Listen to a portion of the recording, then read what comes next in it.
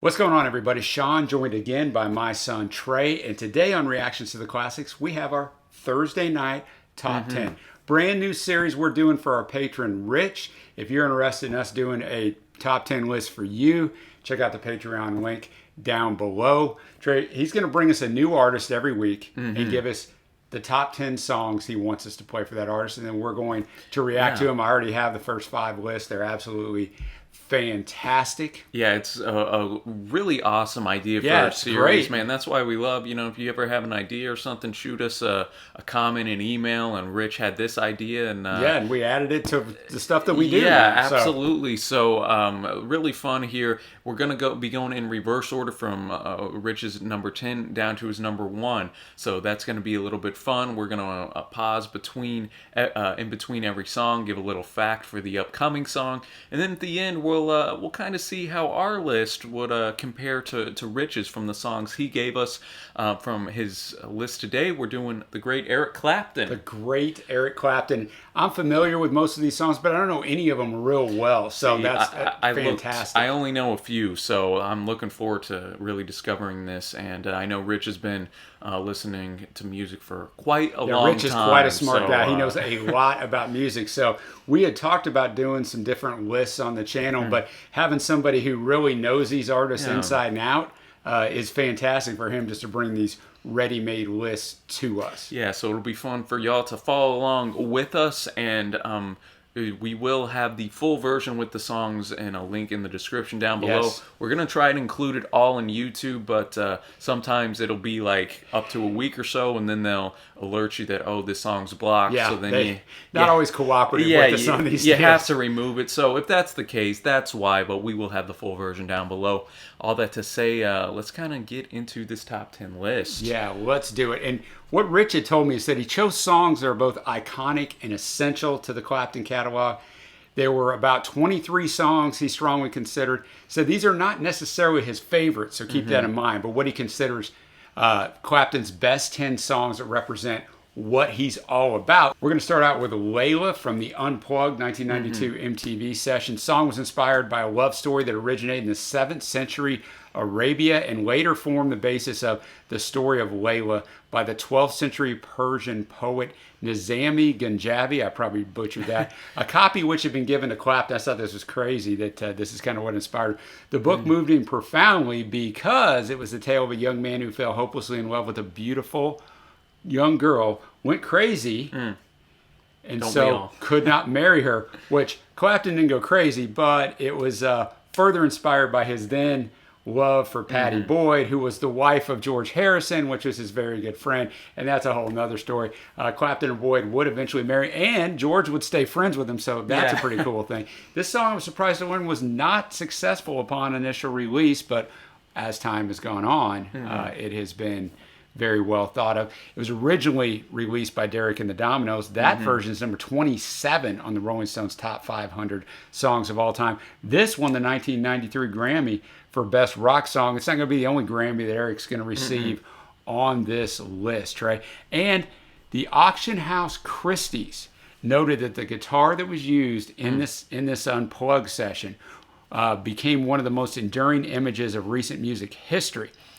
The vintage instrument, when they put it up for auction, was estimated to sell between $60,000 and $80,000, but in the end, sold for almost $800,000. Ladies and gentlemen, that acoustic better play sweeter than anything you ever heard. That's a lot of info. I don't have that much info on every song, but this one was interesting that it was released by Derek and the Dominoes 20 years before, and then it finally reaches some success here with this version. All right, man. So we're going to get into it as always. Got the lyrics pulled up, save our thoughts for the end, and then we'll just keep moving from song to song. So number 10, we got Layla Acoustic live in TV Unplugged. Thank you, Rich. Let's get to it. Thanks, Rich. Let's do this. You pointed out how you like the Unplugged, and if you're younger and watching this and you're not familiar with the Unplugged series on MTV, go look for the albums on Spotify, Apple Music, wherever you go, because back when MTV still lived up to his name from music television, they had the Unplugged series, and I'm telling you, Trey, there was no one that went to these and agreed to do these that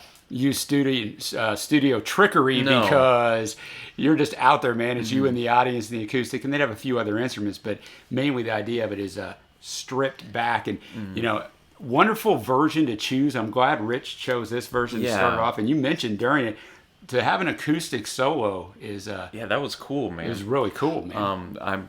We were both familiar with. We were both familiar with the track. I was familiar with the Derek and the Dominoes version, so it was cool to hear this acoustic version. Yeah. And just how. A more mature Clapton singing it than from back in the Derek and the Dominoes days, too. Of course, yeah. Was pretty awesome. Great lyricism that hits quite close to home, man. Yeah. So that was a good way to start. Just a nice kind of organic, homey feel with the keyboards and just the acoustic, and Eric's voice really suited that well, I thought. All right, that's going to bring us to I Shot the Sheriff that Rich has at number 9. It's from the 461 Ocean Boulevard album in 1974. We're both very familiar with this song, but not Eric's version. Eric's is actually the most successful. Yeah. It went to number 1 on the Hot 100, and Eric's version was inducted into the Grammy Hall of Fame in 2003, Trey. So yeah, I mean, I love Mr. Marley's version. Of course, man. Excited to see what Eric does with it. So let's do it. I Shot the Sheriff, ladies and gentlemen. Man, it's always interesting to me because this came out not that long after Marley's version came out. Yeah, it was much more, in the 60s and early 70s. That was more prevalent of just, they did it, we're not going to wait, we're just going to kind of come out in the next few years or that year. Yeah, no, that is always interesting to me. And even though I think Marley's is the definitive version, I think Clapton did a very fine job on that. I think he did too. Yeah, I'm the same way. Obviously I've heard the Marley one several times, but never heard this one. I thought you made a good point during the song about the organ. Yeah, because a lot of the organ, it's a hit and miss instrument for me. It definitely is for me too. Sometimes I think it just overpowers it. Yeah, you can overdo it, man. Yeah, but here I think it did a very good job of just adding just enough of a little bit of a punch to go along with kind of the tune and the melody of it, and enhance that. So because I thought he kept his vocals pretty straight down the line with Bob's pretty much. Yeah, I did as well. Enjoyed the guitar work in there too. Again, subtle, but added a just enough of a punch there. So I dug that one. We're 2 for 2, man. Yeah, now we're going to switch gears a little bit and slow down to Wonderful Tonight from the 1977 album Slow Hand. You're going to notice a little theme here, Trey. He wrote this song while he was waiting for Miss Patty Boyd, as she was getting ready to go to the Paul and Linda McCartney annual Buddy Holly party. So I don't know anything about that. I should have dug into that a little more. That sounded interesting to me. I am very familiar with this song. It is beautiful and it is fantastic. All right, I don't know this one, so I'm looking forward to this. All right, we're to number 8. Rich's number 8, man. I love these countdowns. I'm already really digging this series. It is so cool. I got the lyrics up over here. If you're wondering what I'm looking at, the old man's not losing his mind, not staring off into space. I've got the lyrics up right here. All right, Wonderful Tonight. I like the fact that Eric was just out there with it, man. Even you write this song for a woman, you're probably going to score some points for quite some time. Ooh, yeah. I know you said you were familiar with it. I as it was going, I maybe have heard this once, but I wasn't so beautiful, man. And we've had Layla, the nice acoustic ballad. Yeah. Then we had the I Shot the Sheriff, a little obviously reggae-esque in its own way, of course. And then this, just the slower, bluesier ballad type of song. So we've had 3 stuff that they'll have some common themes in here. They're all unique in their own way, which is pretty impressive. Right, if you know the story of the song, then when you read the lyrics, it's absolutely about him getting ready for the party. And I take it that he was drunk at the end. Yeah, and so she took care of him, and he's like, hey. I enjoy that fact, man. So the good number 8 choice right there, Rich. Yeah, let's go to number 7 now. Bad Love from the 1989 Journeyman album. It was his 3rd single. I should know this song since that's the year I graduated from high school. I don't think I do, but maybe I will when I hear it. It was co-written with Foreigner's lead guitarist Mick Jones, and also the one and only Phil Collins plays drums and does harmony background vocals here. Ooh. This won the Grammy for Best Rock Vocal Performance by a Male. So I bet when it hits, I'm going to know it. But just reading it, it didn't strike a chord. It didn't hit with me, no. All right, Bad Love, number 7. Woo. That was heat, man. I really dug that. You could definitely You could tell in a sense it had that 80s I swear to you, that's what I was flair. about to say. You could tell it was 1989. It's the first song I've heard where I could hear just a little bit of that time period, although it wasn't horrible. And then at the 302 mark, when he took over the guitar solo, he went ahead and vaporized all of that. Yeah, no, I enjoyed it because that's the first, like we had the the acoustic solo Right, this is the first time he's burned it, man. with the electric, so that was tight, man. I thought that was his most catchy tune up to this point. I agree, and it was one that I had not heard that song, man. Yeah, I loved it. It wasn't lyrically up there with "Wonderful Tonight" or "Layla," which I mean you wouldn't expect it to No, be. no, Really, it wasn't the 'cause idea of it. it was allowing the guitar to go out a little bit, as I mentioned in the song. Love the backing vocals in there too. Kind of gives it an anthemic type of vibe Yeah. a little bit. So "Bad Love," And it's you know, pretty tight. the lyrics do state their purpose, at least in verse 2. And now I see that my life has been so blue with all the heartaches I had until I met you. It's that bad love, Trey. But I'm glad to say now that it's all behind me with you here by my side. And there's no more memories to remind me. Your love will keep me alive. No pressure on this woman or anything, but thought he did an excellent job there. Now we're going to go to another song at number 6 that I'm very familiar with. Change the World. He actually did not write this song. Single was released in 1996. This is the complete Clapton version from 2007. We'll be revisiting this album in a couple songs. His version appears on the soundtrack of the 1996 film Phenomenon, Trey, which starred John Travolta when he was in his peak of cranking out movies. It was produced by R&B record producer Kenneth Babyface Edmonds. He's a very famous producer. He had a little bit of a career as a soloist, just known as Babyface. I'm very familiar with who he is. Won 3 Grammys, Song of the Year, Record of the Year, and Best Male Pop Performance this time.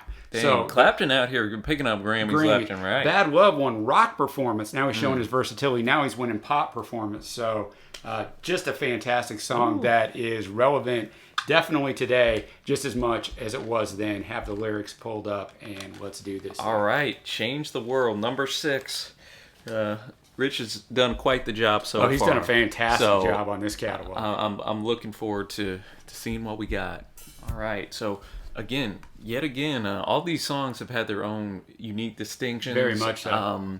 And that one, as I mentioned, had a little bit R&B flair in the chorus, and just a little yacht rock like kind of everywhere else. Yeah, you've mentioned this on several songs, but the backing vocals, he does a very good job of pumping it. Eric has a good voice. Yeah, he didn't have a great voice. He's not in the upper echelon. He has a good voice, but he's smart enough to know on the chorus to bump that up with some different voices in there with him. It's just a really smart thing that he did throughout his career, as you see, as we're going through different time periods. And what we're halfway through the list now. I've been very impressed with the way he's able to write hooks. I didn't, I would not have pinned that. Now, remember, he didn't write this one, but but just all the stuff. Just to, I guess, deliver the hooks rather. And that is definitely kind of something I didn't expect him to excel at like he has. Out of all of them, this is probably my least favorite. It's funny. I was going to say the same point. It seems like the one most ready-made to be a single that it was produced for radio. It's fine. It's just he did have a nice little acoustic solo in there. I mean, wherever you go, he's gonna organ again popping up. He's gonna bring it. So it's not a bad song at all. Just I'm with you. It's my least favorite as we go through those first 5. All right, Trey. Now we're gonna kick off the top 5 with "Lay Down Sally" from the 1977 album "Slow Hand." Eric wrote this in the style of J.J. Cale, who he greatly admired. Cale's song "Cocaine" is actually on the B side of the single here. His cover of that went to number 3 on the Hot 100, but it also was a crossover hit, went to number 26 on the country charts. I don't think I know this song by the name of it, but I bet when I hear it, I would think that I would. I mean, 1977, a little before my time, but surely I've heard this song somewhere, so. All right. We will check it out. Well, we're in the top 5 now. I'm getting excited, man. It's been a great list thus far, Rich. Yeah, definitely. I envision listening to that song as I'm, on horseback or in a wagon or something. Yeah, it definitely has that country vibe. Definitely a different kind of feel to it. Still made the guitar solo something different than what we've heard so far. I really don't think I know that song. I think this song's okay. It's not really my style. I'm sure in 1977 I would have been rocking out to it. But once again showing his diversity. Yeah, absolutely. That country's usually not my genre, but when it's kind of fused a little bit with Yeah. the rock like that, that's something that I enjoy much more. And I think Eric kind of hit those boxes for me. Wouldn't be towards the top from Right. what we've heard here, but I still enjoyed it. And again, I've just been impressed. We've heard Diversity, man. everything in the kitchen sink, from acoustic ballads to obviously blues to straight up rock to a little R&B. Now we got country in here. Eric doing a little bit of everything. So that was number 5. Now we're going to 4. The last song on this list I am familiar with, Tears in Heaven. Yeah, you won't find a heavier song than this pretty much anywhere. The single was released in 92. We're going to be listening to the complete Clapton version from 2007. It's his best-selling song. Number 2 in the U.S., number 5 in the U.K. It is number 362 on the Rolling Stones 500 Greatest Songs of All Time. And he won 3 Grammys, Best Male Pop Vocal Performance, Song of the Year, and Record of the Year. Ooh. The backstory to this is kind of twofold. In August of 1990, Clapton's manager, 2 of his roadies, and his friend and fellow musician Stevie Ray Vaughan were killed in a helicopter accident. A few months later, in March of 91, this is the main reason behind it. Clapton's 4-year-old son Connor died after falling from the 53rd floor of a New York City apartment belonging to Connor's mother's friend. I can't imagine it. Eric isolated himself for a while, as I can imagine you would, and then he started working on songs for the Rush soundtrack, a movie that came out in 1991, and he co-wrote this song about his grief. I did read, he talked about, he played it in concert for about 3 years, and then he just put it on the shelf because he said he was over the pain and he didn't want to revisit it. And I can see that. Obviously, the version he did at MTV Unplugged became just such a famous version because it was very raw. It was a year later, and you could just feel the pain in him. So even if you don't know a lot of Clapton, you're probably going to know this song. Mm-hmm, absolutely, man. Heavy tune. Heavy tune. Let's get to it. Heavy stuff right there. Yeah, man. Totally intense. It's just a fantastic song. I mean, I don't really know what to say about it outside of that. I mean, it's just... Yeah, didn't talk a lot during that one just because that one's best you just soak in the lyrics. Yeah, I think it's so heavy. That points to the fact that a lot of times the best, not the best, but some of the greatest work people do is from moments of pain, moments of man, where they're down at their lowest and you're stripped bare. And Eric definitely was after this. Yeah, and I can't imagine singing this live like he did. I know, man. I mean, just going through that pain, but they also say music is cathartic, so I guess that was his release, man. But what a fantastic song. And I think it was like the perfect tempo, very low key, emphasizing these lyrics, man. Lots of heartbreaking lyrics in there. I like beyond the door there's peace, I'm sure, and I know there will be no more tears in heaven. Just probably something he told himself to comfort him, and to obviously go through this tough time. So really impactful song. Definitely one of Eric's most important songs he did. So agree, and we're gonna switch gears now, and thank you, Rich, for switching gears and now following this up with another crushing song. We're gonna go to After Midnight from Clapton's self-titled album in 1970. J.J. Cale, it's thrown way back, is gonna come up in this one too. J.J. Cale first released this in 66. Then Eric covers it in 70, becomes a hit, so J.J. Cale re-records it in 72 and releases it. I know this song because in 1987 it was a jingle. It was the background, however you want to put it, for a Michelob beer commercial. Oh, there you go. So Eric had re-recorded it for that, and he released that as well for a single, that version. So I'm very familiar with this song. We'll kind of turn the page a little bit, Trey, and turn it up a little bit on this one. All right, in the top 3, I love it. After Midnight. And this was the version off of the self-titled album in 1970, which I think is important to point out because he sounds different. Yeah, no, he's not as powerful or as forceful. You can tell that. Yeah, it's a different sound, but interesting. Some early Eric where he was a little bit more unabashed, just letting it fly. I enjoyed whoever was on keys, man. That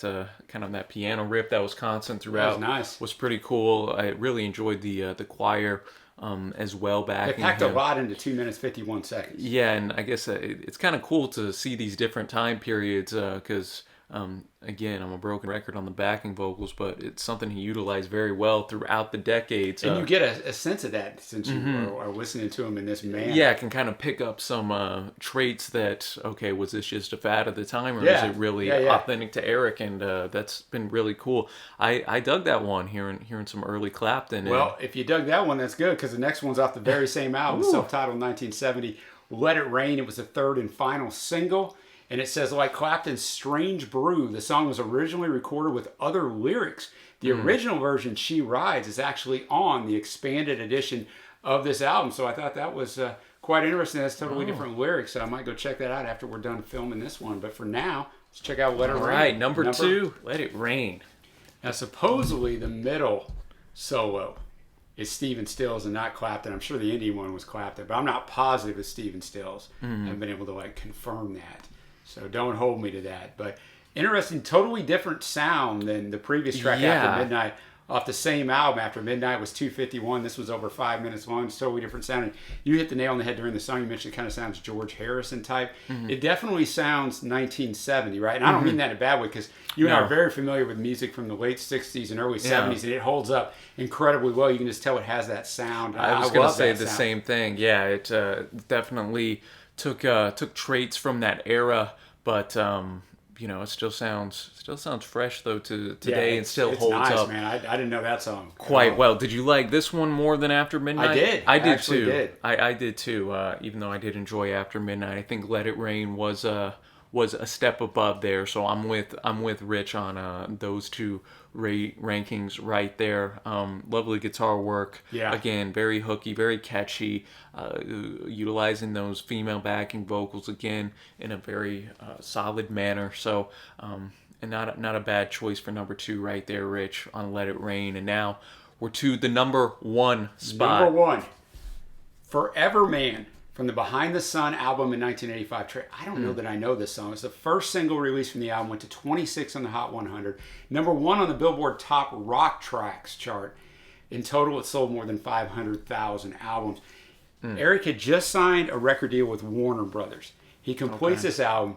He sends it to them, and they reject it because they say they didn't have enough singles material. So Warner Brothers commissions Jerry Lynn Williams to write 3 songs and have Eric record them, put them on the album. Then they release the album. This is one of those songs. So actually, Eric did not write the song. Not that it matters, but it's just interesting that, no matter how legendary you are, that record company, man, if they don't like it, they're going to turn you down. Especially for 85. It's like, come on, man. Don't y'all know I'm EC? Eric, let him do his thing, man. But let's bring in number 1. Number 1 track by Eric Clapton, according to our guy, Rich, Forever Man.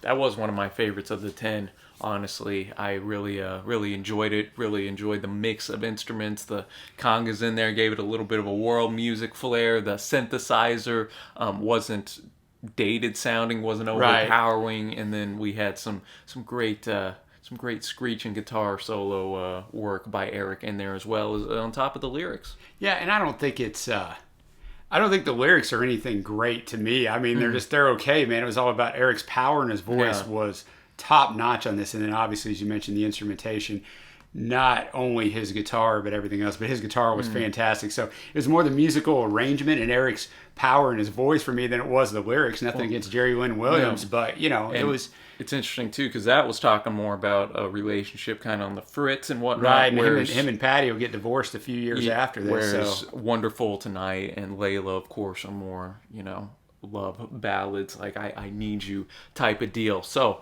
I thought that was interesting, man. Rich, good little list here. We're gonna very nice list. So let's kind of talk about our takeaways from the list, and we'll talk about our favorite tracks. My takeaway is it was a great journey to go through this over a period of time, a vast period of time in his catalog, because you were able to pick up on consistencies that you mentioned, which was the biggest thing was the background vocals and his intelligence and the wise way he used them. Yeah. Great arranger. And I mean, his guitar was great from 1970 all the way through.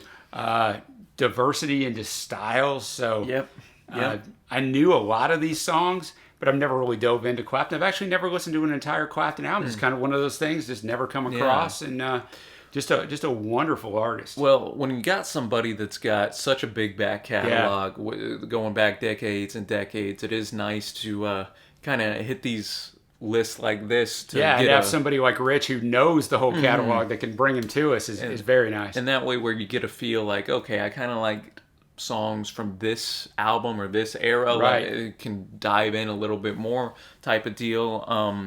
So all in all, I was really impressed with this. I have a lot of the same takeaways you do. Impressed with the diversity of these tracks as well, and I really dug it. I guess we'll go now a little bit to our favorite tracks.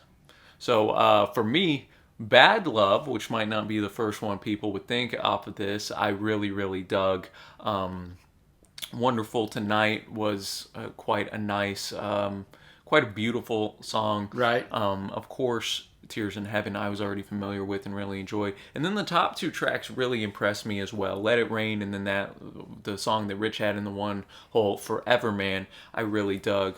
Really the only one on here I wasn't feeling was Change the World. A little bit too yacht rocky for me. Yeah, me too, even though taste. it's a very famous song. So for me, I'm going to be right there with you. Some of these, my favorites are Wonderful Tonight, Tears in Heaven, and Let It Rain. Those are my three favorites off that list. But there isn't a bad song on here. Even No. Change the World is a good song, just in comparison to these. So, Rich, thank you for bringing these to us. man. I've already got the Fun stuff. other four lists for this month researched. I'm very much looking forward to those. Yeah, a little teaser next week. You get ready to get your Southern Rock on. Yes, exactly Leonard right. Skinner coming up, our next top 10 list that Rich provided for us. Exactly. Some it's going to be a fun one So there. next Thursday night, if you're watching this along in live time. And again, just thanks, Rich, for bringing Thank you, this Rich. to us. And as my dad said earlier, if you'd like to do a top 10 list of your own, you can check out our Patreon link down below.